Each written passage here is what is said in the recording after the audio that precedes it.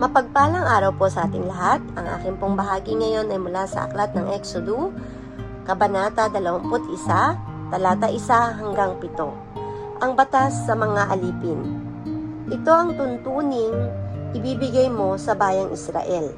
Kapag ang isang tao'y bumili ng aliping Hebreo, maglilingkod ito sa kanya sa loob ng 6 na taon.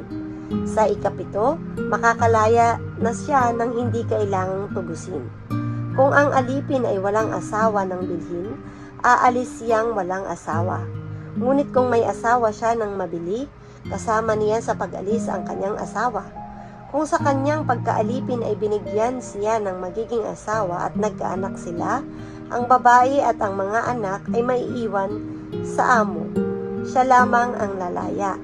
Ngunit kung ayaw na niyang umalis sapagkat mahal niya ang kanyang asawa at mga anak, gayon din ang kanyang amo, patutunayan niya ito sa harapan ng Diyos. Dadalhin siya sa pintuan sa tabi ng poste ng pinto at bubutasan ng isa niyang tainga. Sa gayon, magiging alipin siya habang buhay. Kapag ipinagbili ng ama ang kanyang anak na babae upang maging alipin, hindi ito palalayain tulad ng aliping lalaki. Ito ang salita ng Diyos. Amen. Mapagpalang umaga po sa ating lahat. Narito po ang aking daily devotion sa Book of Exodus, chapter 21, verse 8 to 14. Ngunit kung ang babae ay pinagbili bilang asawa ng kanyang amo, subalit siya hindi nito hinalaguran, siya ay maaaring ipatubo sa kanyang mga kamag-anak, walang karapatan ang kanyang amo na siya ay ipagbili sa mga dayuhan, sapagkat hindi ito naging makatarungan sa babae. Kung ang babae na may binili para sa mga anak ng amo, ituturing siya nito na parang tunay na anak, at kung ang mag-asawa ng iba, ang lalaki, ang babae ay patuloy na magbibigay ng kanyang pagkain, damit at patuloy na sisipingan ng kanyang asawang lalaki. Kapag hindi tinupad ng lalaki ang tatlong bagay na ito, dapat palayain ang babae ng hindi na kailangang tubusin. Mga batas tungkol sa mga karahasan. Verse 12, sino mang manakit at makapatay sa kanyang kapwa ay dapat ring patayin. Ngunit kung hindi sinadya o binalak ang pagpatay at ito'y hinayaang mangyari ng Diyos, ang nakapatay ay maaaring magtago sa lugar na itinakda ko sa ganitong pangyayari. Ngunit kung ang pagpatay ay sinadya, darakpin ang pumatay at papatayin kahit pagtago pa siya sa aking altar. Amen po. Isang mapagpalang araw pong muli sa ating lahat. Muli niyo po akong samahan sa pagbabahagi ko ng salita ng Diyos.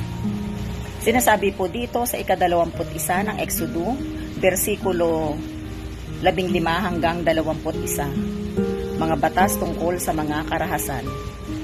Sino mang magbuhat ng kamay sa kanyang ama o ina ay dapat patayin. Sino mang dumukot ng kapwa upang ipagbili o alipinin ay dapat patayin. Sino mang magmura sa kanyang ama o ina ay dapat patayin.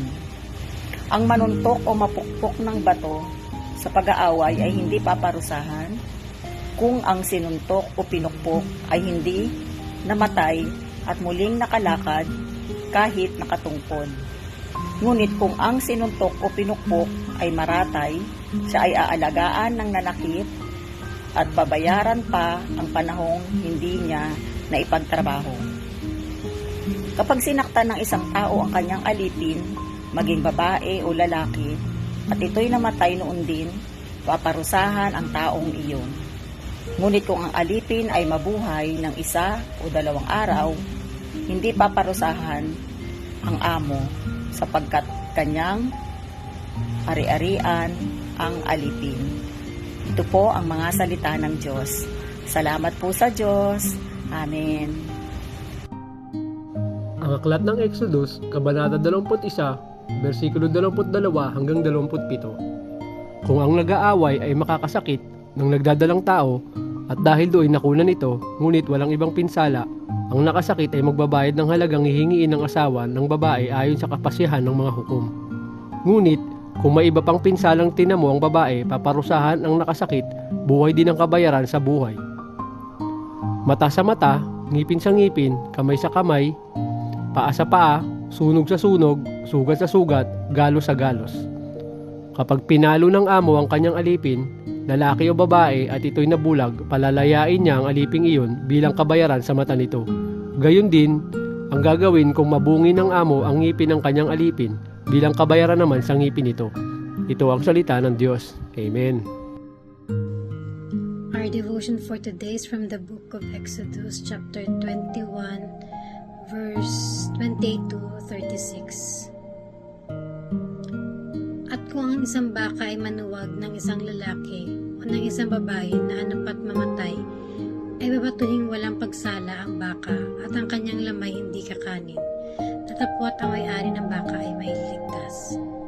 Tatapwat kung ang baka ay dating manunuwag sa panahong nakaraan at naisumbong na sa may-ari at hindi niya kinulong, na anapat makamatay ng isang lalaki o isang babae, ay babatuhin ng baka at ang may-ari naman ay papatayin. Kung siya'y atangan ng katubusan, ay magbibigay nga siya'y katubusan sa kanyang buhay anumang iatang sa kanya. Maging manuwag na sa isang anak na lalaki o babae man, ay gagawin sa kanya ayon sa katulang ito. Kung ang baka ay manuwag sa isang aliping lalaki o babae, ay magbabayad ang may-ari ng 30 siklong pilak sa kanilang Panginoon at ang baka ay babatuhin. At kung ang sino man ay magbubukas ng isang balon o hukay ng isang balon at hindi tatakpan, at ang isang baka o ang isang asno ay mahulog sa loob, ay sasaluin ng may-ari ng balon. Magbabayad siya ng salapi sa may-ari ng mga yaon at ang patay na hayop ay magiging kanya. At kung ang baka ng sinuman ay sumakit sa baka ng iba na anapat mamatay, ay kanilang ipagbibili ang bakang buhay at kanilang paghahatiin ang halaga ni yaon at ang patay ay paghahatiin din nila. O kung kilala na ang baka ay dating manunuwag sa panahong nakaraan at hindi kinulong na may-ari, ay tunay ngayong magbabayad siya ng baka kung baka at ang patay na hayop ay magiging kanyang sarili. This is the word of God. Amen.